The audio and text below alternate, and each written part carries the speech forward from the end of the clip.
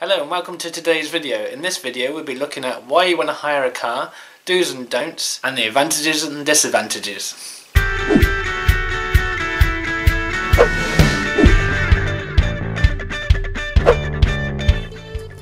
So, why would you want to hire a car going to Orlando in Florida? That is a question a lot of people ask. So the main advantages of hiring a car is Orlando is flipping huge, and without a car, unless you're actually staying on resort and using the transport, it's quite hard to get round. We stayed on International Drive rather than in the resorts, and although there are lots of, I think they call them trolleys or buses that go up and down. The iRide. The iRide. And Lynx bus as well. And the Lynx bus. For us personally, it's just not something that we want to do, using a bus when we're on holiday. I know Stephen absolutely loves driving in other countries. I don't, so I'm glad that he does. Otherwise we would be getting the buses. But the bus, trying to rely on a bus service, especially when you're wanting to go to certain parks on certain days and wanting to have a bit more freedom and just kind of going in and out when you want to, it's best to have a car. Because we come back quite late, don't we? Yeah, we generally come back quite late, and there's no doubt that the buses probably do run that late, but for us it's about the freedom and not having to rely on a bus service to get you around. Buses are unreliable, they don't turn up when you want them to turn up. It happens here, it happens there, so it's just, if you've got a licence and you don't mind driving, hiring a car is definitely the best thing to do. So yeah. So that's the advantages to it. The disadvantages are not as many. First of all, the parking. Sometimes you have to pay for the parking charge. And also toll roads as well, which there are quite a few of in the Orlando area. Now most companies like Alamo have basically a little pass on the windscreen, which will automatically register when you go through a toll booth, so you can literally just drive through and it'll ping up and recognise that you've used the charge, and the Alamo or the company, whoever you're using, will then charge it to your debit or credit card. But you can, if you've got change, you can just use the drive-through booths, yeah. Which is fair enough. But obviously you need to know pretty much how much the toll charge is going to be, so you've got the right change correct ready. Change, yeah. We, however, managed to be a little bit savvy and avoid bit most toll roads. cheeky. But there are roads to avoid if you want to do that. There is a road to every toll road. There is an avoidable toll road. Even when you think you cannot go down any other road but toll roads coming out of the airport, Orlando International, sorry, you can. There is a non-toll road. Just Google map it before you go, learn the route like we did. However, if you're like lucky man here and have got the data to be able to use over in Florida, which most phones do now, which most phones do, we'll probably do a video on that. But yeah, we used Google Maps whilst we were out there, and it was very accurate, and it took us, and you can press the avoid toll road option, yeah, exactly. And it took us all the way around the back way, and we didn't have to pay a silly toll charge. So yeah, they're pretty much the only drawbacks. Of course, all cars need fuel, so bearing in mind, put in your budget some money for fuel. Now, which we'll go into in a little bit, we had a certain hire car package which included a tank of fuel, which meant we could hand it back pretty much empty and not get charged for it. But if you bear in mind that you might not, and you will have to give your car back with the same amount of fuel that you left with. And they do note it, and they will charge you if you don't. So budget that in. Now, the only fuel that we had to buy, I think, was about $20 worth, wasn't it? For the whole 2 weeks. And we had a Jeep Cherokee, so they're not exactly small, but it's still pretty good on fuel. Most of them are these days. So it's not a huge expense. It wasn't the hugest expense, that's for sure. But you know, it is something to budget when hiring a car. The biggest expense was, as we mentioned, the parking. Disney do charge $25 a day when you're parking on an actual parks such as the main ones, such as Magic Kingdom, Hollywood Studios, Epcot, and Animal Kingdom. If you're using a water park or Disney Springs, they don't charge at water parks or Disney charge. Springs. And when you do pay your charge, you can leave, and you can go back on to the park without having to pay any extra on the. Once you've paid once, you don't have to pay again. And that can be for any. And you can could say leave Magic Kingdom after being there for the morning, drive over to Animal Kingdom or one of the other parks, and they won't charge you for parking again. You just keep your receipt, show your receipt back at the gate, and then you can drive on in. Now, if you're an annual pass holder, without going too far into it, parking is, at the time of filming, is included within your ticket. Bearing in mind, they are also. I think they're changing that, aren't they? Yeah, there's a lot of things changing. So this is at time of filming. So we will keep you updated. But there are also charges coming in regarding parking your car on resort as well. So if you're staying on the Disney resort, this is where it comes into question.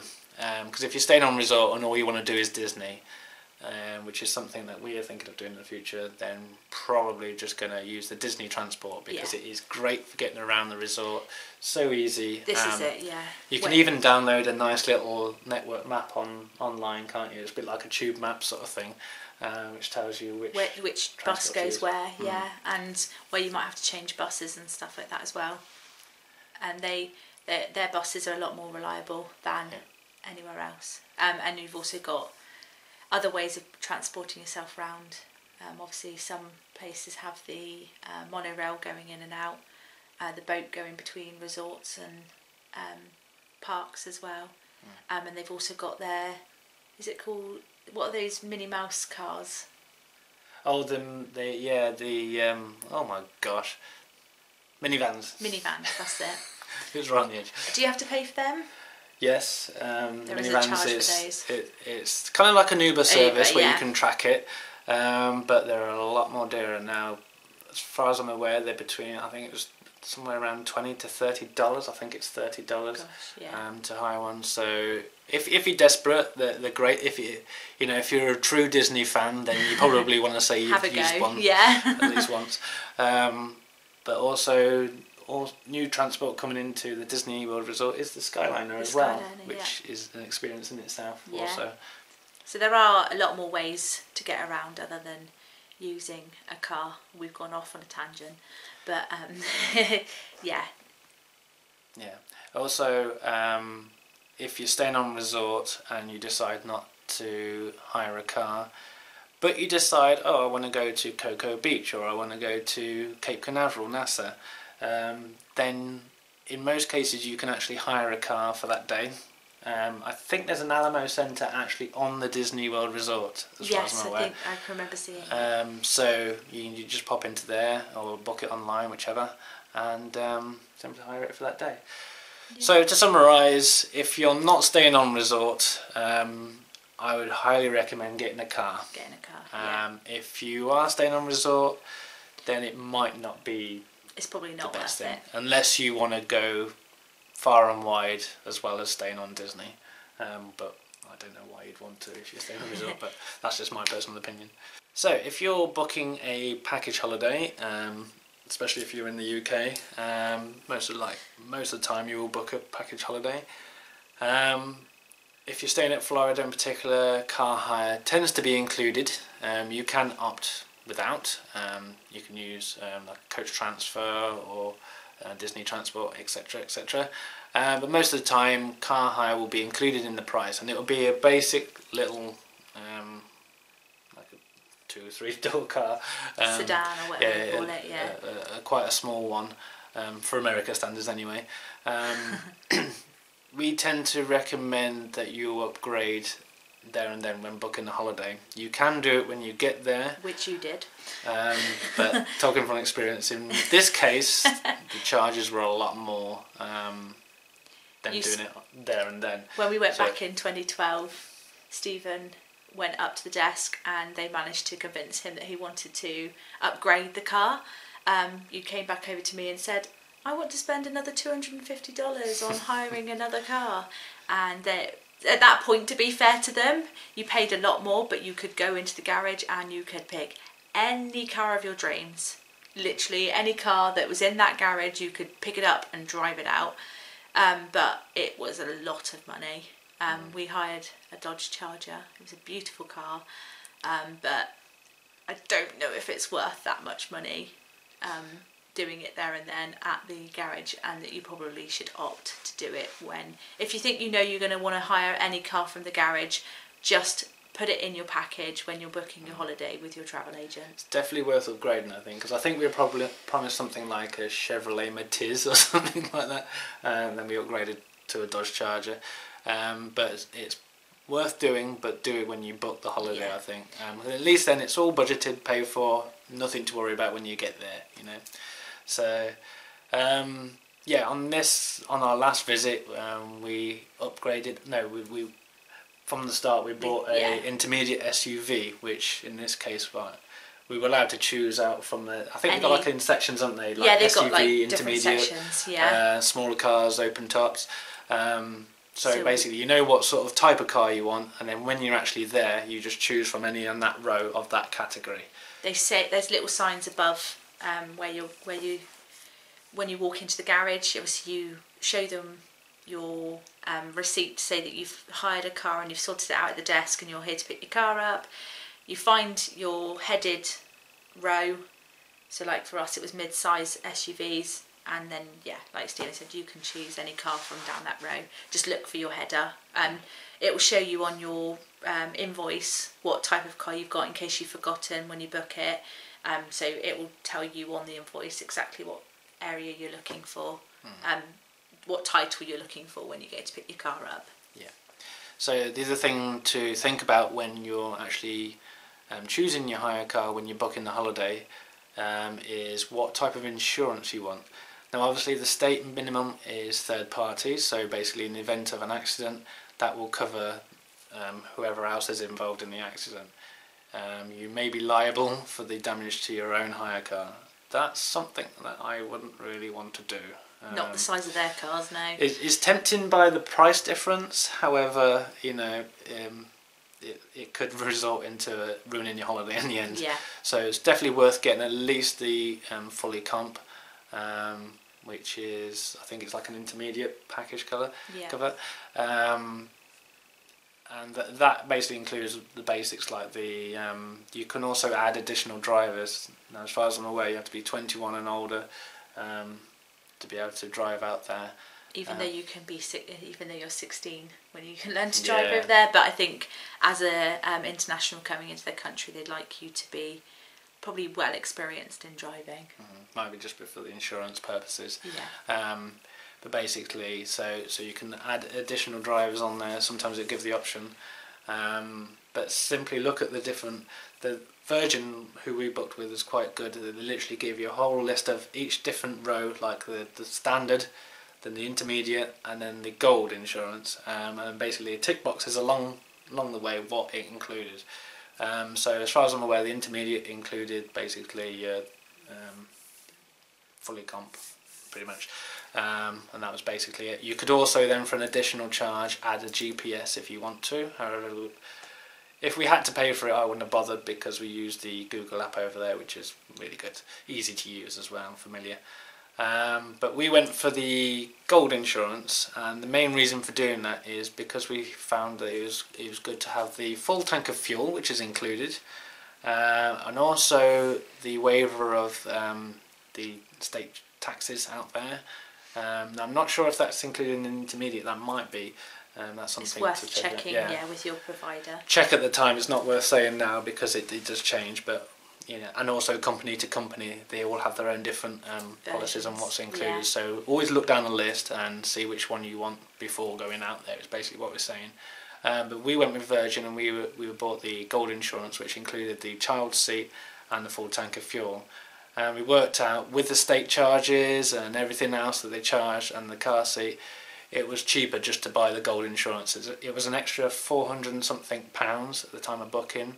But throwing it in with the holiday, it felt like it was the best thing to do. Yeah. but it depends on yourself really. Ultimately. I mean, it made it easier for us as well with the I think the main thing that made us go for it was the fact that you could have a car seat in the cost of the insurance. For us, the reason we went for it was the idea of having to drag our own car seat over there.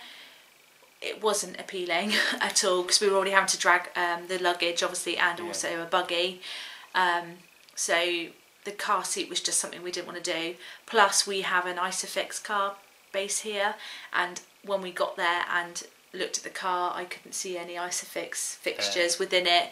We would have had to drag a base and a car seat, and it wasn't worth it. And it wasn't worth us buying another one just to take with us, because we already have one, and what's the point in having another one? Yeah, I mean, you can take them, like, basically what you're saying is you can take them in oversized baggage. Airlines do include that. Yeah. I think the cars did have an Isofix port, but to take the car seat and the great big bulky Isofix base, it would have been a nightmare. So it's just easier doing it that way.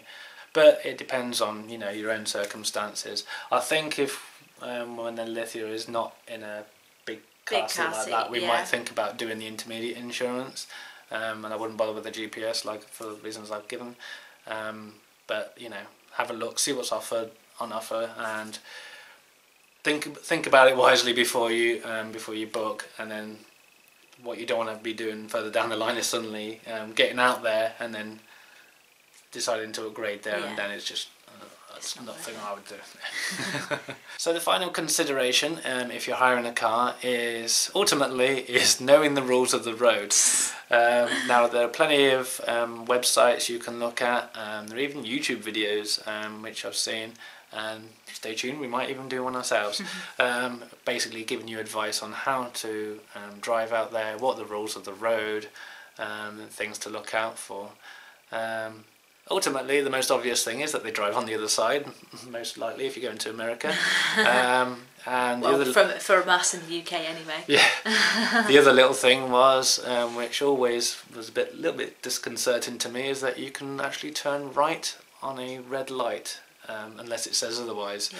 That was a little bit worrying, but they're the main things. But like I say, check on the website, watch the videos, familiarise yourself before you go out there. And speaking of familiarising yourself, once you've got your hire car, know all the controls before you go anywhere. Don't drive off and then start playing with the car. And also check the car as well over before you take it away. If there are any pictures. Yeah, if any damage on there, because obviously that can be blamed on you if it's not reported beforehand. The thing is as well, when you're dropping the hire car off, when you go to leave, after your holiday's ended, they don't check it over there and then. You literally join a queue, you stop your car, you get out, you take your luggage out, and you leave the car in a massive queue, and then they go and park it up and check it over themselves afterwards. So be wary that if you've caused any damage, I would own up to it there and then, or ring them.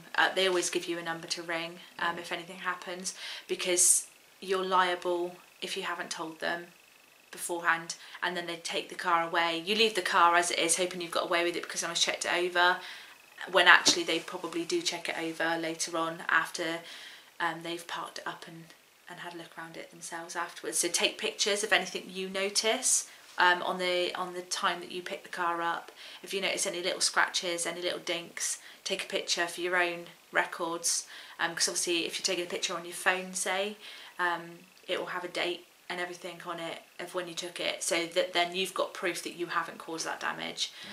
But we haven't had any, touch wood, we haven't had any problems so far. And also note whether it's petrol or diesel. That's always handy. And also, that's something else that you nearly did, is at the fuel stations, check the name on the actual pumps itself, because in the UK unleaded is green, diesel's black. In the US their colours are the other way round, so their diesel is on a green pump and their unleaded was on a, or whatever they use for petrol, was on a black pump, and you nearly put in the opposite. And it wasn't until I noticed that you were going to do it and I told you to stop. So yeah, always just double check everything. Check what fuel you've got. You had to ring up the office, didn't you, to check out what it was, because our car didn't actually tell you it. No, it wasn't that obvious, was it? It wasn't obvious where it was. wider anyway. Sometimes they're narrower if they're unleaded. But yeah, that was different. We had to check. Just check before you leave. Yeah, so you don't have to make any unnecessary phone calls. Okay, so thanks for watching, and if you've any questions that you want to ask us, then don't forget to drop them in the comments below, and if there's anything else that you want to cover in our videos, then do the same. Thank you very much for watching, and don't forget to like and subscribe. Bye-bye. Bye.